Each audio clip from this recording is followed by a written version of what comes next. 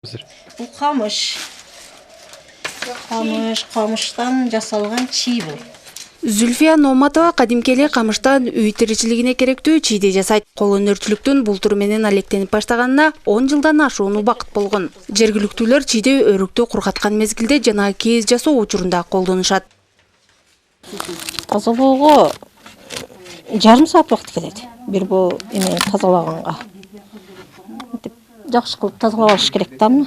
Таза кылып тазалабаса болсун. Чекелери да кап кетсе, кийин өрттөргө жабышып калат да булчу.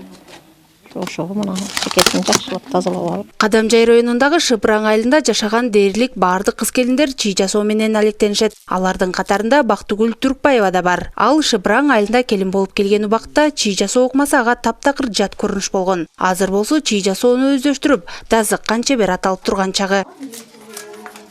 Бизден кылган ишибиз ушу камыш. Камыш токуп, өркө иштетебиз, мындай коргондорго иштетебиз. Анан кээде мындай билип уккандар болсо, кыргыз үйлөргө алып кетишет. Ташка байлап алып, ушинтип айлантырып токуйбуз да. Кийиз жасайбыз, чоң нелерибиз үйрөтүп кеткен. Көп нерсе жасаса болот, шырдак токушуп. Бул камыштан жасалган чийди көргөн адам үстүрттөн оңой эле деп ойлойт, бирок бул дагы өзүнчө бир түйшүктү талап кылат экен. Анан бул эженин айтымында бул чийлерге талап бир гана Баткен облусунда эмес, жалпы эле башка облустардан дагы сурап келген кишилер болуп атат экен, эже. Кайсы облустардан болуп атат? Мисалы, Жалал Абадтан келип заказ беришип атат. Буюрса, Кудай кааласа жеттирип беребиз. Ага.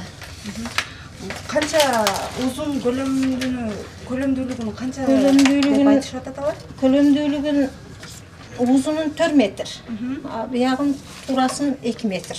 Бүгүнкү күндө чийдин баасы 700 сомдон 1000 сомго чейин бааланат. Зүлфия Номатова бир айда болжол менен 30 дана чийди жасап, сатыкка чыгарат. Каарманыбыздын үй бүлөлүк кирешеси бир ай ичинде 30 000 сомдон ашуун толуктайт. Айжамал Мырзадолат кызы, Салам медиасы. Кичинелерге кичине сыныкы болгон.